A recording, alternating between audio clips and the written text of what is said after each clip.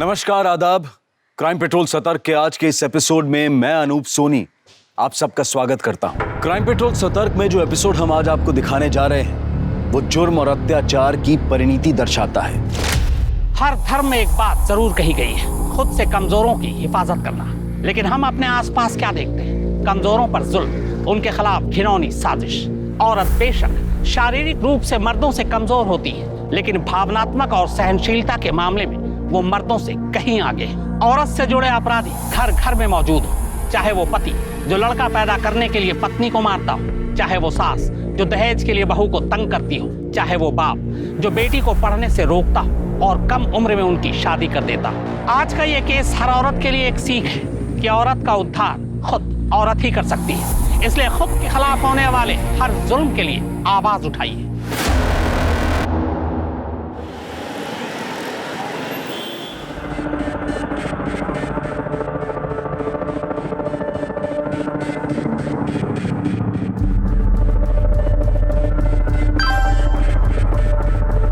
बाहर आ जाओ।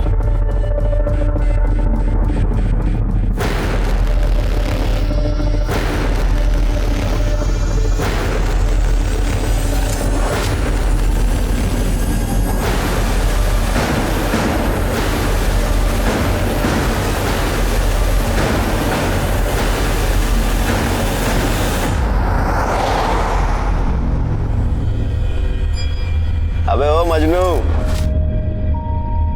अब तो हाथ छोड़ दे भाभी जी का। सब कुछ छोड़ के आ गई तेरे लिए। सारा इंतजाम हो गया? इंतजाम? अरे सब इंतजाम हो गया। हम कहाँ जा रहे हैं? अरे बता तो रहा हूँ भाभी जी, मतलब होने वाली भाभी जी। नौकरी की सारी बात हो गई है, घर का भी सारा बात हो गया है, बस तुम दोनों की शादी होना बाकी है। हाँ जल्दी कर लो। हाँ तो वो भी करवा लेते हैं ना। ओ मंगलम भगवान विष्णु मंगलम गरुड़ध्वजा।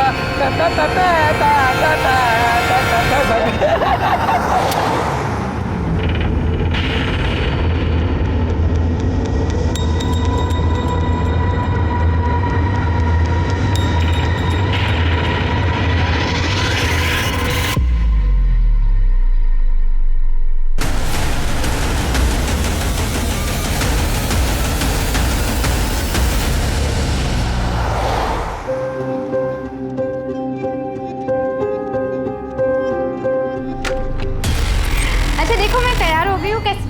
तैयार तो हम भी हैं। 3-3 दूल्हे। अब शादी छोड़ो, चलो सुहागरात मनाते हैं।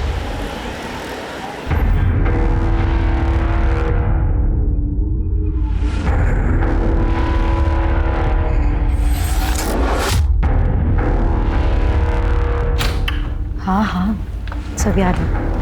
आ रहे हो ना? अरे हाँ बाबा, आ रहा हूँ मैं। हाँ बस निकल ही रहा हूँ।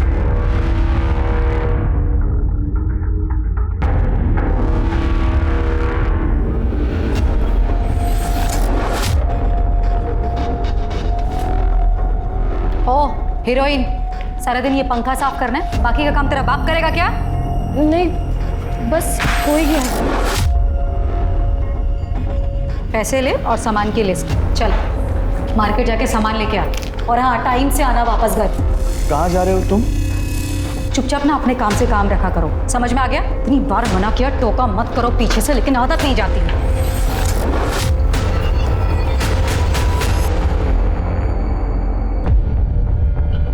सर मेरा नाम दीपा कुलकर्णी है, मैं एक सोशल वर्कर हूँ। मुझे ये लड़की कल रात को अकेले रोड पर मिली। सर ये बहुत घबराई हुई थी, मदद मांग रही थी, और जब इसने मुझे अपने बारे में बताया तो मुझे लगा कि इसे पुलिस स्टेशन ही ले जाना चाहिए, और इसीलिए आज सुबह होते ही मैं इसे यहाँ ले आई हूँ। अच्छा किया आपने। नाम क्या बेटा तुम्हारा? सब हमारा नाम मोहिनी संथाल है। कहाँ की रहने वाली हो? झारखंड तरवा गांव से है। क्या हुआ तुम्हारे साथ? सब हमारे माँ बाप नहीं है, चाचा के घर रहते हैं। एक दिन चाचा बोले मंडी जाना है, धोखे से किसी आदमी को बेचती है। बस आप ही के पास आ रहा ये मैडम जी कौन है? वो तो नहीं मालूम साहब। फिर एक जगह गाड़ी रोके और वो तीनों पेशाब करने के लिए उतर गए और हमको मालूम नहीं था सब कहाँ जा रहे हैं। बस भागते रहे और शहर पहुंच गए। पर हमको बहुत डर था कि वो हमें पकड़ ना ले। रोड पे हम रोते रहे। फिर ये दीदी आई। तुम बिल्कुल फिक्र मत करो, तुम एकदम सेफ हो। शिरके, मोहिनी को एनजीओ भेजने की तैयारी करो। तृप्ति, इसके चाचा के डिटेल्स, गांव के डिटेल्स सब ले लेना। ये दीदी के साथ जाओ।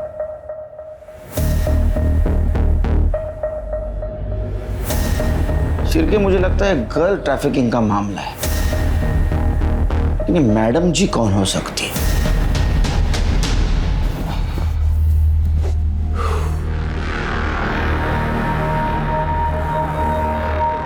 यार वो लड़की आने वाली थी ना, क्या हुआ उसका? नहीं आई। कुछ प्रॉब्लम है तो किसी और को ढूंढना पड़ेगा। क्यों? क्या हुआ उसका? इतने परेशान क्यों हो रहे हैं? टेंशन मत लो, मैं ना तुम्हारे लिए उससे भी अच्छी लड़की ढूंढूंगी। अरे यार तुम समझ नहीं रही हो, मेरे माँ बाप मेरे पीछे पड़े हुए शादी के लिए, बांध देंगे मुझे किसी के भी साथ, फिर रोती रहना अकेली बैठकर। तुम टेंशन क्यों ले रहे हो? मुझे तुमसे ज्यादा उस बात की फिक्र है, और वो लोग ढूंढे उससे पहले मैं ढूंढूंगी तुम्हारे लिए। जानते हो ना कितना प्यार करती हूँ, ऐसे खो दूंगी।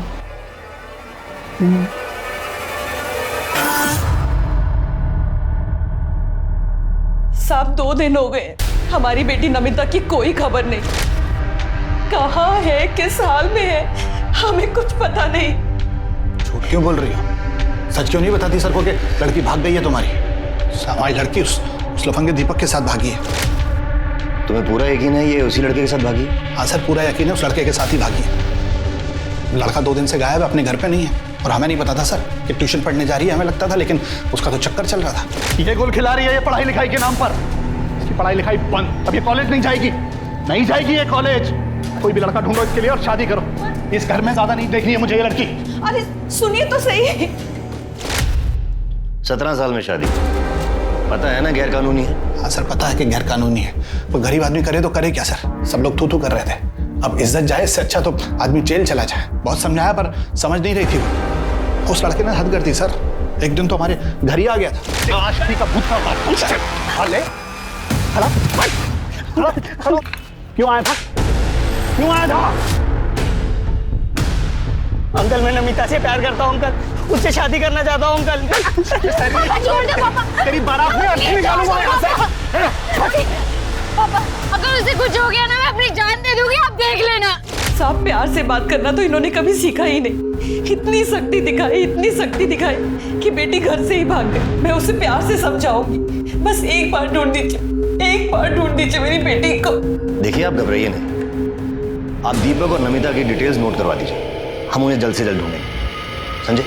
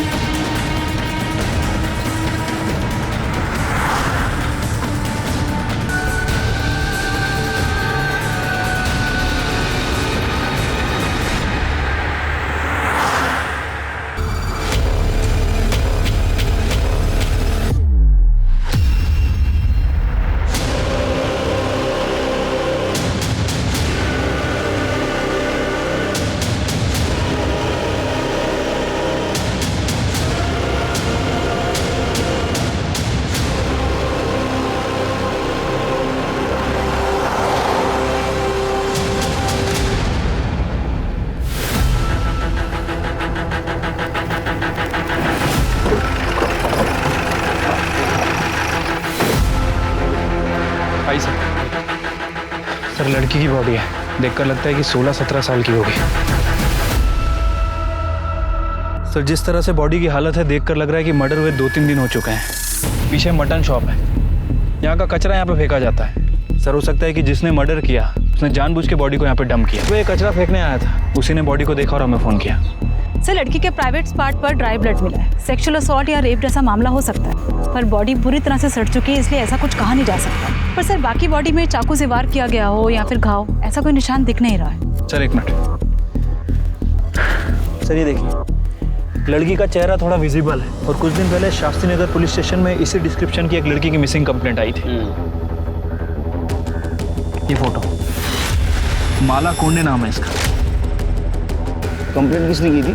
सर इसके हस्बैंड ने, श्याम कोंडे ने। उसको आइडेंटिफिकेशन के लिए बोला और कुछ आसपास चेक किया, एविडेंस कुछ मिला? आसपास कोई एविडेंस वगैरह नहीं मिला। इससे बात हो गई? हाँ सर, इससे मेरी बात हो गई है। ठीक है, बॉडी को पोस्टमार्टम के लिए भेज दो।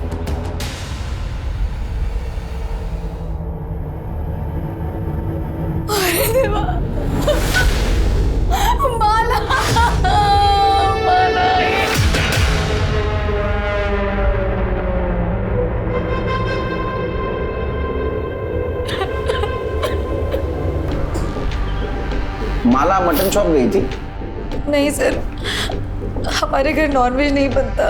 वो सब्जी लेने गई थी और शाम तक नहीं लौटी, और ना ही फ़ोन साथ ले गई थी कि फ़ोन लगा करके देखी कि वो कहाँ पे है। फिर अगले दिन जब वो नहीं लौटी तो मैंने मिसिंग की कंप्लेंट लिखवाई थी। आप लोगों को किसी पे शक, किसी से कोई झगड़ा, दुश्मनी जो ऐसा कर सकता है? सर हम लोग मिडिल क्लास लोग हैं, हमारी किसी से क्या दुश्मनी होगी।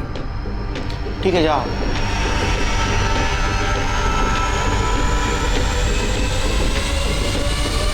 पूरा नाटक है सिर के। हाँ, ड्रामेबाज है एकदम।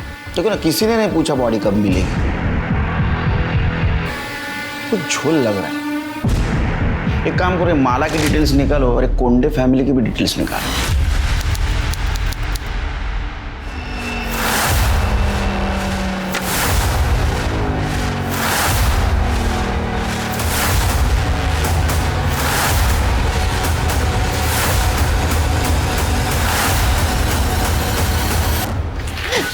प्लीज मुझे यहाँ से जाने दो, मुझे यहाँ नहीं रहना। नौटंकी बंद कर अपनी, समझी? पकड़िए कपड़े, नहा धो के तैयार हो जाए। बोला ना एक बार, रोना बंद कर और नहा धोकर तैयार हो जा और आराम कर। अगर भागने की कोशिश की ना तो यहाँ से तो काट के फेंक दूंगी तुझे, समझी?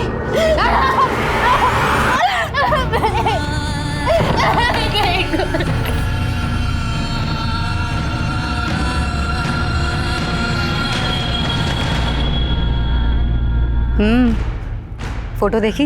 मैं आज ही आई बाबा को उसकी फोटो भेजता हूँ। देखना, शादी के लिए फौरन हाँ कर देंगे। अरे लड़की सिर्फ 17 साल की है, नाबालिग है वो। पहले उसके एज प्रूफ के ना झूठे पेपर्स तैयार करने दे।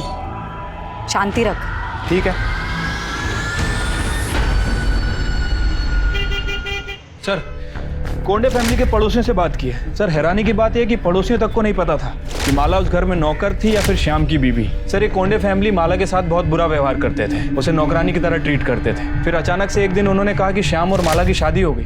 किसी को नहीं पता चला कि उनकी शादी कब हुई। मुझे तो पहले से झोल लग रहा था शिर की। ये कोंडे फैमिली की डिटेल्स निकाली? हाँ सर, ये श्याम को जुए की लत, काम वाम कुछ करता नहीं था। रमाकांत के पास भी कोई काम नहीं है और ये वैशाली घर चलाने के लिए नर्स और हाउस होल्ड हेल्प का काम करती है। दूसरों के घर में नौकर प्रोवाइड करवाया करती थी। चिरके, मुझे वैशाली के काम में भी झोल लग रहा है।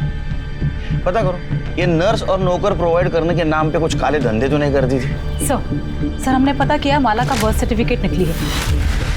तुम एक काम करो, उड़ई ऑफिस से माला के फिंगरप्रिंट और फोटो के बेसिस पे उसके आधार कार्ड के डिटेल्स निकलवा। हो सकता है असली डिटेल्स मिले। सर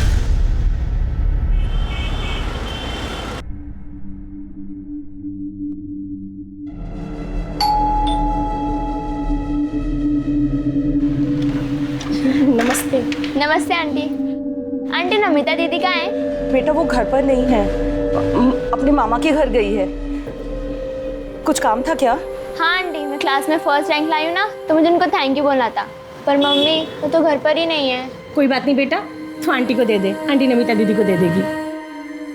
देखिएगा नमिता बहुत अच्छी टीचर बनेगी, उसकी तो जिंदगी सफल हो गई। चलिए हम निकलते हैं।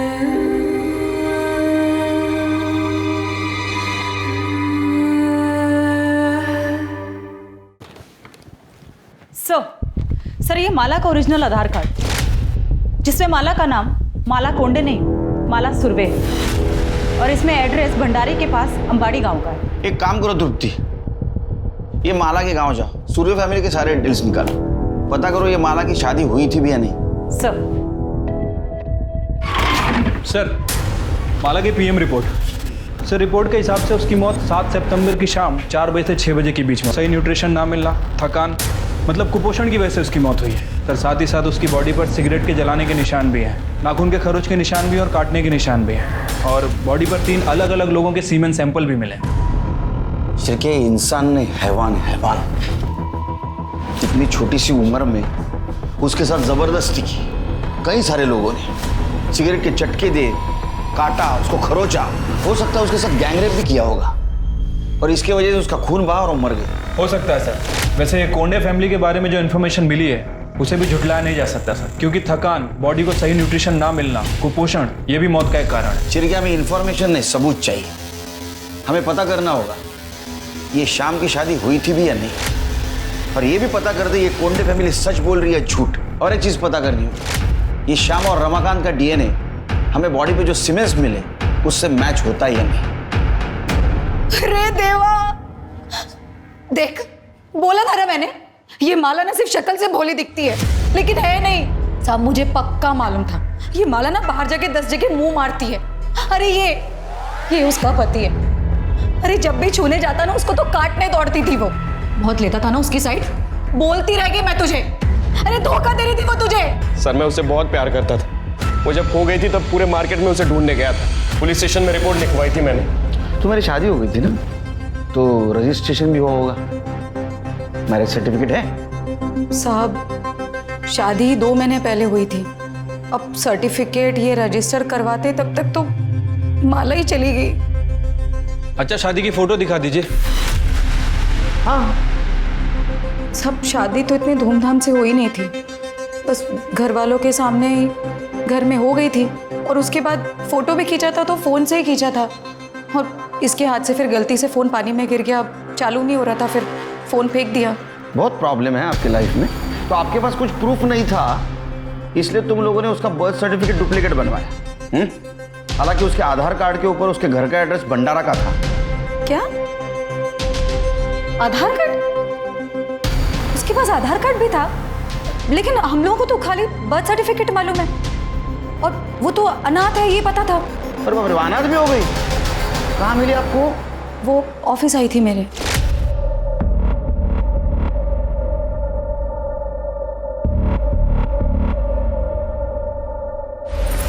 क्या है? इधर आओ।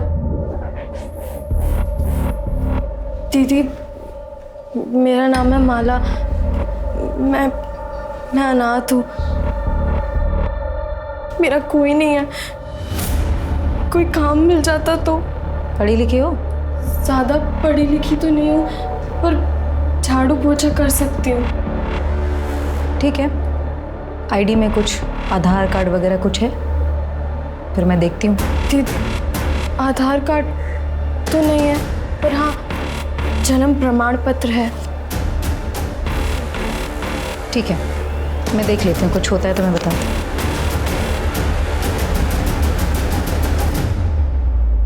सर, माला की कहानी सुनकर मुझे उस पर तरस आ गया था। दिखने में भी ठीक ठाक थी वो, इसलिए मैंने वैनी से कहा कि आप ही पूछ लीजिए उसे कि अगर वो शादी करना चाहती है मुझसे। साहब, उसने भी मना नहीं किया, हाँ बोल दिया, तो मैंने शादी करवा दी। सच बोल रही है? हाँ, ये सच बोल रहे हैं? हाँ, ऐसे ही हुआ था। चिरके, ये शाम की डीएनए टेस्ट करवा, और रमाकांत का भी। मेरा क्यों? मैंने क्या किया? इसने कुछ किया? नहीं, मतलब मेरा मतलब है माला तो मेरी बेटी जैसी थी, बहू थी। डर क्यों रहे हो? हाँ, चिरके, इन दोनों का डीएनए टेस्ट करवा। चिरके, ये कोंडे फैमिली का झोल है। वो रमाकांत देखा कितना डरा हुआ था। मुझे लगता है माला से जबरदस्ती प्रोस्टिट्यूशन करवाते थे। हो सकता है सर, लेकिन अगर 1% भी चांस हुआ कि माला एक काम जानबूझ के करती थी पैसे कमाने के लिए, तो सर? नहीं शिरकी, अगर वो जानबूझ के करती थी, इतने पैसे कमाती थी, तो पैसों का क्या करती थी? क्योंकि उसके मौत का एक कारण कुपोषण भी है। उसको ठीक तरह से खाना भी नहीं मिलता था। ये वैशाली के एजेंसी का कुछ पता चला है? ऐसी एजेंसी? हाँ सर, उसकी एजेंसी लीगल है, रजिस्टर्ड भी है। अपने खबरों को अलर्ट कर दो। ये कोंडे फैमिली के सारे डिटेल्स चाहिए मुझे, पास्ट फ्यूचर प्रेजेंट सब। ठीक है सर।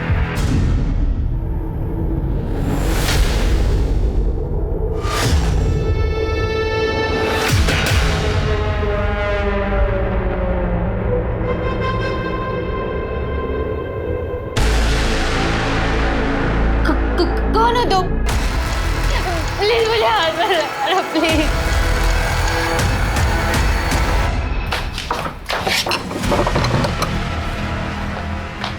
मना किया था ना, बोला था ना दूर रहने के लिए। अरे पर क्यों?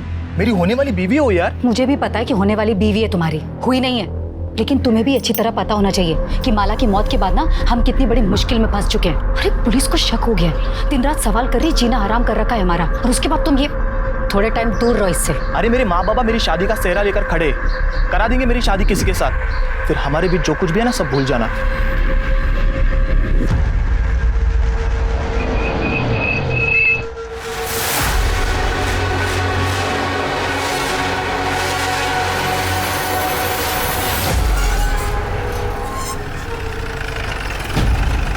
अच्छा सुनो, मैं राम बाबू के यहाँ पे आता हूँ, हैं? ठीक है?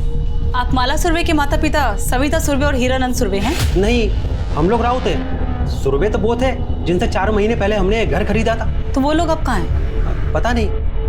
मैडम, सुरवे लोग तो ये गांव छोड़ के कब के चले गए? आप कौन? मैडम, मैं सुशीला, उनकी पड़ोसन। वो लोग बहुत कमीने थे, अपने बेटे मकरंद की शादी में खर्चा करने के लिए बेचारी माला को बेच दिया, और जब बिरादर में थूथू होने लगी तो ये घर बेचा और भाग गए। इसे पहचानती हो? हाँ, यही तो है माला। इसे कैसे नहीं पहचानूंगी? बचपन से देखा है मैंने इसको।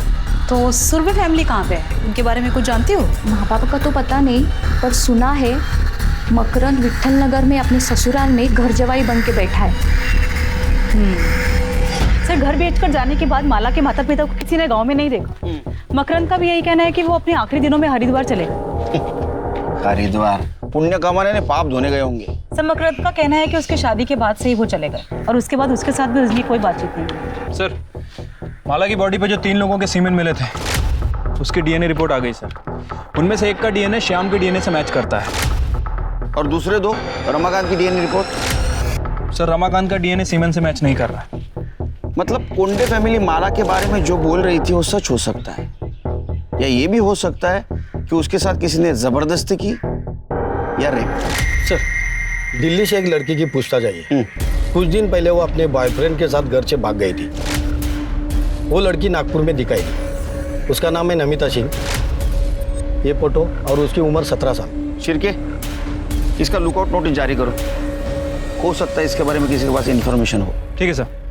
माला कोंडे उस माला सुरवे मर्डर केस सुलझने की बजाय उलझता ही जा रहा है। पुलिस ने माला का बैकग्राउंड तो चेक किया है, लेकिन कत्ल के मकसद को लेकर पुख्ता तौर पर कोई बयान देने से बच रही है।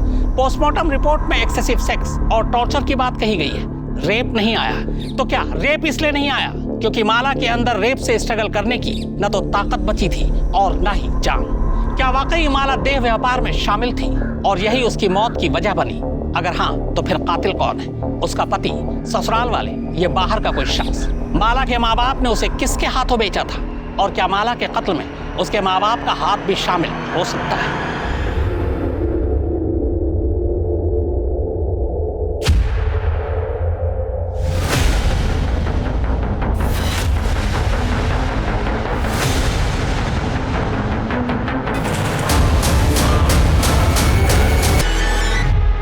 तो तू चाकू देख के डर के भागा और टेम्पो से टकरा है ना? हाँ साहब। उसका चेहरा देखा? किसके हाथ में चाकू था? चेहरा नहीं देख पाया साहब, वो टोपी पहना था। तेरे जेब में हमें कार्ड मिला, विजिटिंग कार्ड, वैशाली कोंडे। तू कैसे जानता है उसको? वो सच बोल, तेरी हालत देख।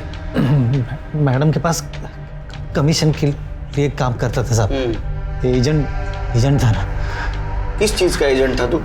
साहब, वो मेड और नर्स के लिए लड़की ला कर देता था मैडम जी को। सिर के सुना क्या मैडम जी? तो ये वैशाली मैडम जी है, और तू उसको नर्स और मेड के नाम पे जो लड़कियां ला के देता था नाबालिग, हाँ? वो दूसरे धंधे के लिए ना? नहीं साहब, मैं ऐसा कुछ नहीं करता साहब। चिरके ये सब निकालो, इसकी पट्टी विट्टी निकालो, दूसरा हाथ तोड़ो और लेके चलो इसको। अरे नहीं, बोलता हूँ साहब, बोलता हूँ। मैं मैडम जी को धंधे के लिए लड़की सप्लाई करता था साहब। पिछले 2 साल से मैं कर रहा है साहब। ये मोहिनी संथाल को भी तू ही लेके जा रहा था ना मैडम जी को बेचने के लिए? हाँ साहब, लेके जाने वाला था साहब, लेकिन वो नागपुर आने से पहले गाड़ी से उतर के भाग गई। और माला? साहब, माला को भी बेचने के लिए लाया था, लेकिन वो मोहिनी से बहुत पहले आई थी साहब। लेकिन शाम का उसके ऊपर दिल आ गया, तो फिर मैडम जी ने घर काम करने के लिए और शाम को खुश करने के लिए रखी साहब। तो सबको पता है कि और तो और वो विकास भी साहब बहुत बार जबरदस्ती किया साहब माला के साथ। ये विकास कौन? मैडम जी का पड़ोसी है। मैडम जी का लफड़ा चालू है साहब उसके साथ। ये शाम को कोई और काम धंधा नहीं है क्या? शाम नहीं है मैडम जी, आज विकास है, विकास। क्या कर रहे थे अंदर? क्या कर रहा था मतलब? तुम्हें मालूम नहीं मैं क्या कर रहा था? बोला है ना मैंने कि इससे अच्छी लड़की मैं इंतजाम करूंगी तुम्हारे लिए। चुप, उसे रेप कहते, रेप। मालो किसने मारा? सब किसी ने नहीं मारा। वो तो उम्र में भी कम थी और कमजोर भी थी साहब। वो सब वो उसमें ही मर गई साहब। फिर साहब मैडम जी ने मेरे को बोला कि उसको ठिकाने लगाना है। मैं उसको मटन चौक के तरफ फेंक दिया साहब। साहब माला के बाद नमिता आ गई साहब। उसको उसके बॉयफ्रेंड ने प्यार के झांसे में घर से भगा के लेके आया था साहब बेचने के लिए। यही थी? हाँ साहब, वो मैडम जी इसको विकास को खुश करने के लिए रखा था, लेकिन इससे पहले विकास को खुश करता उसने देखा कि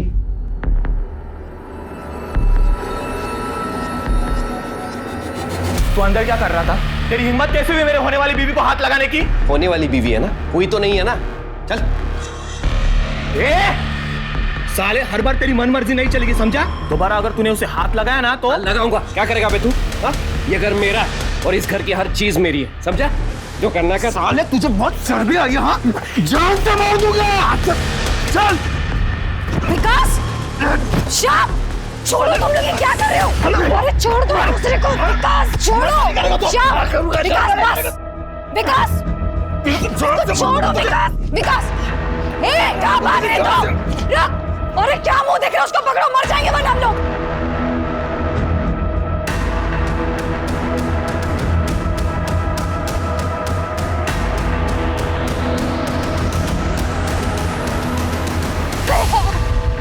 भैया प्लीज बचा लो भैया।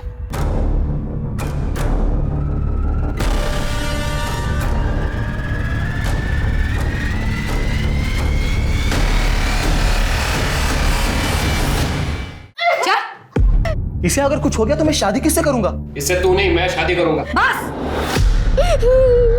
दामोदर, चल निकाल सिक्का। आज ही फैसला करूंगी इसकी शादी का। अगर हेड आया तो श्याम की और अगर टेल आया तो विकास की। ये ऐसे कैसे बोल रहे हो तुम? मुंह खोला ना दोबारा तो उठा के सीधा श्याम को दे दूंगी। दामोदर,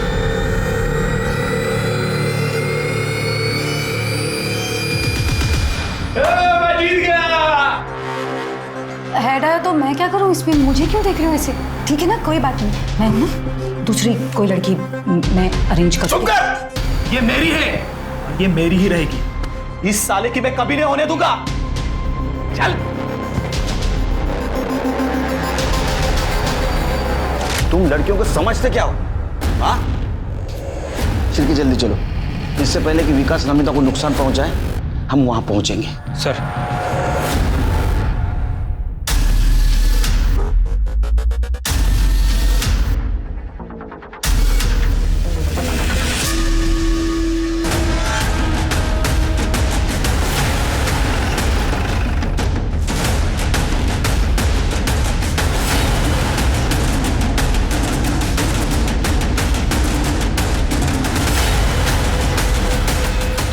चेक करो।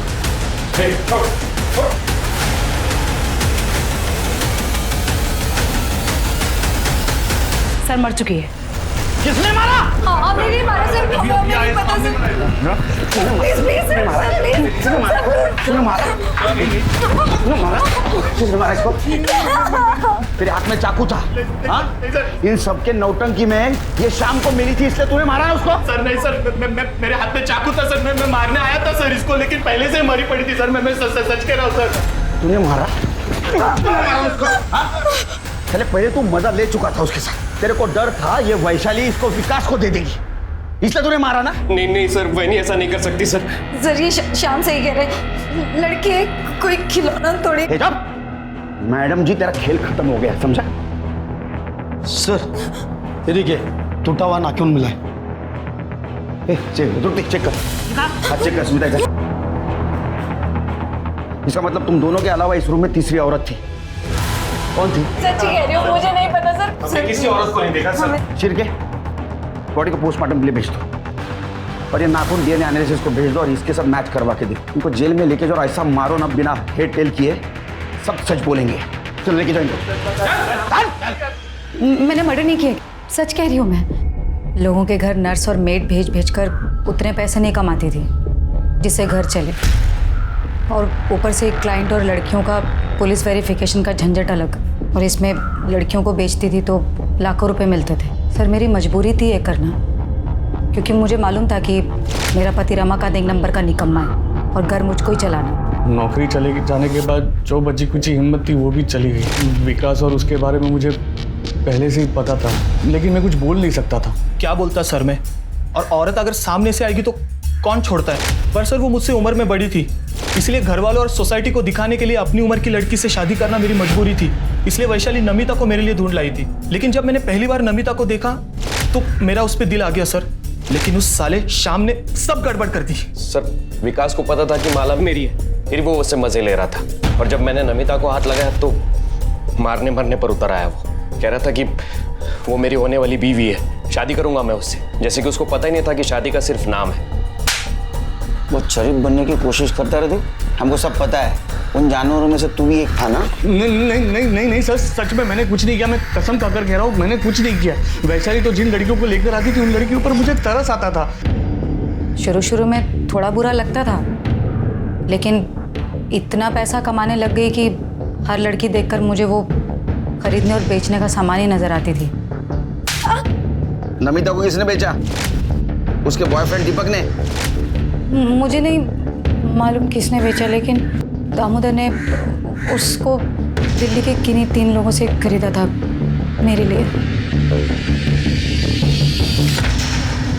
ह्यूमन ट्रैफिकिंग पहले प्रोस्टिट्यूशन के लिए किया जाता था, लेकिन शर्म की बात यह है कि अब शादी के लिए दुल्हन तक खरीदी जा रही। ये चलन बढ़ रहा है, और इसके बढ़ने की एक वजह यह भी है कि जनसंख्या में लड़के और लड़की के अनुपात के बीच में फर्क है। ये नतीजा बेटे और बेटियों में फर्क का है। यही वजह है कि बहुत सारी जगहों पर बेटियों को पैदा होते ही मार दिया जाता है। हरियाणा से ये चलन शुरू हुआ, लेकिन कई राज्यों में अब ये चलन बढ़ गया है। अगर ये चलन ऐसे ही चलता रहा तो न सिर्फ ये देश के लिए घातक होगा, बल्कि लड़के और लड़कियों के बीच जो फर्क है उसका फासला और भी बढ़ेगा।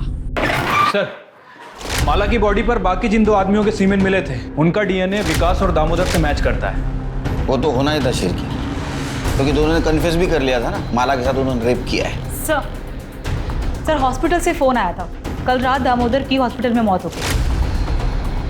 चिरकी, दामोदर का जिस जगह एक्सीडेंट हुआ वहाँ सीसीटीवी के देखो। ठीक है सर। सर एक और बात, नमिता की बॉडी के पास जो नाखून मिला है, डीएनए रिपोर्ट से पता चला है कि वो नाखून किसी औरत का नहीं बल्कि वो आदमी का है। हो सकता है सर, बहुत सारे आदमी लोग अपनी छोटी उंगली का नाखून बढ़ा के रखते हैं, उसमें नेल पेंट वगैरह लगाते हैं। इसका मतलब शिरके उस कमरे में श्याम और विकास के अलावा तीसरा आदमी भी था जिसने नमिता का मर्डर किया। शिरके एक काम करो, एक कोंडे हाउस के आसपास जितने भी मोबाइल टावर्स हैं वहां से पता करो कि उस एरिया में उस वक्त कितने मोबाइल एक्टिव थे, और ये दामोदर का जिस बार के बाहर एक्सीडेंट हुआ वहां का भी मोबाइल डाटा रिकवर करवाओ। सर हमने कोंडे हाउस दोबारा सर्च किया, जिस कमरे में नमिता की लाश मिली थी उस कमरे के बाहर एक ब्रेसलेट मिला।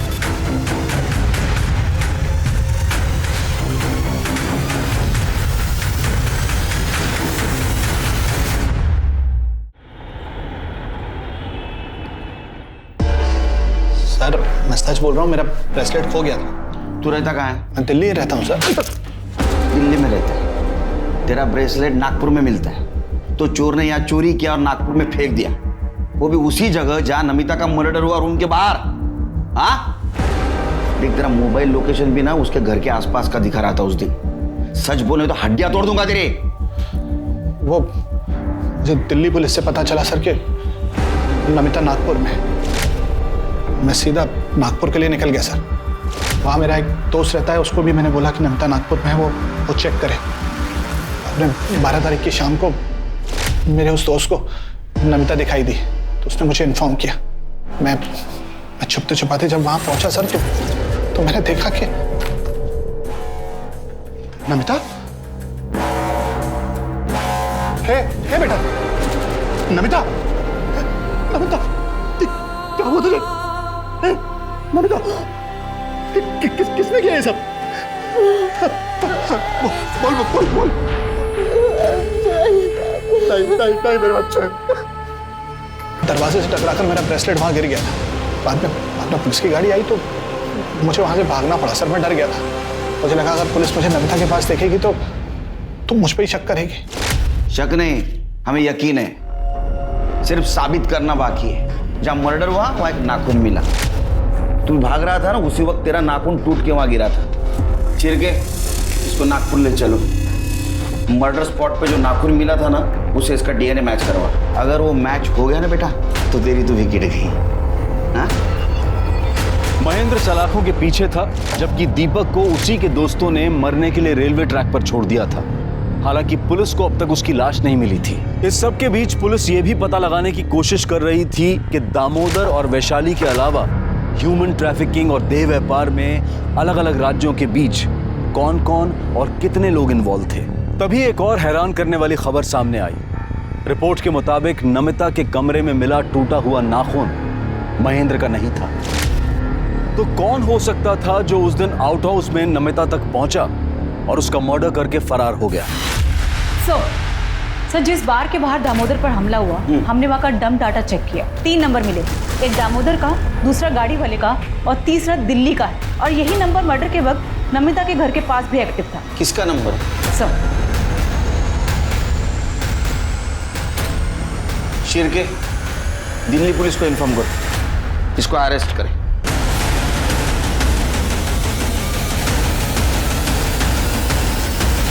नमिता को बेच के तेरा मन नहीं भरा तो उसको मारने पहुंचा और मार भी दिया?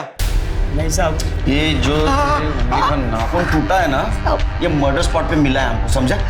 सच बोल। साहब नमिता को हम नहीं बेचे साहब, हम तो उसको बहुत प्यार करते थे। अरे जिंदगी थी वो हमारी, लेकिन हमसे एक गलती हुई साहब कि वो मुकेश जैसी दोस्त पे हम विश्वास कर लिया और उससे मदद मांगे साहब। जिस दिन हमारी शादी थी साहब, वो हमको नशीली चाय पिला के, जाओ दूल्हे राजा को पटरी पर फेंक के आओ, इसके बाद दुल्हन के साथ सुहागरात मनाते हैं। हमको मार के वो अधमरा करके पटरी पे मरने के लिए भेज दिया साहब। वो तो आखिरी वक्त पे एक आदमी ने हमको बचा लिया। और जब हम वापस नमिता को ढूंढने के लिए उस जगह पे पहुंचे तो नमिता कहाँ है? बोल, कहाँ बेचा? बोल। मुझे एड्रेस नहीं पता, लेकिन मैडम को जिस आदमी को बेचा है तो उसको मैं जानता हूँ। जब हम नागपुर पहुंचे और दामोदर को फ़ोन किया तो पहले वो हमारा फ़ोन नहीं उठाया, लेकिन बाद में वो हमारा फ़ोन उठाया साहब। और हम उसको झांसा दिए कि हमें लड़की चाहिए। वो बोला लड़की है, फलाना बार में पहुंच जाओ। हम साहब वहाँ पहुँच गए, लेकिन वहाँ देखा तो बहुत सारे लोग थे साहब। लेकिन हमको मुकेश उसका हुलिया बताया था, हम उसको पहचान गए। और जैसे हम चाकू निकाल के उसके गर्दन पे रखे और नमिता के बारे में पूछे, सब वो कुछ बिना बोले ही भागने लग गया वहाँ से और जाके एक गाड़ी से टकरा गया साहब। हम फिर गए उसके पास और चाकू दिखा के फिर नमिता के बारे में पूछे। वो बताया साहब कि नमिता कहाँ है, किस कमरे में, और उस कमरे की चाबी उसके जेब में थी। हम उस जेब से उसकी चाबी निकाल ली और उसका फ़ोन भी निकाल लिए और रास्ते में जाके उसका फ़ोन तोड़ के फेंक दिए साहब, ताकि वो हमारे बारे में किसी को इन्फॉर्म ना कर सके। और हम जैसे ही नमिता के पास पहुँचे, नमिता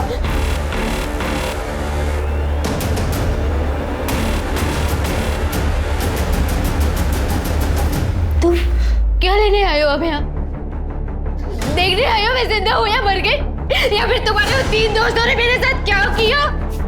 मेरे पापा ठीक कहते थे, तुम 1 नंबर के घटिया आदमी हो। तुम मुझे क्या, तुम अपनी माँ बहन किसी को भी भेज सकते हो, पता है तुम्हें? अरे नहीं बेचा मैंने तुम्हें यार, नहीं बेचा है। तुमने सिर्फ मुझे नहीं, मेरे जैसे पता नहीं कितनी मासूम लड़कियों को बेचा होगा।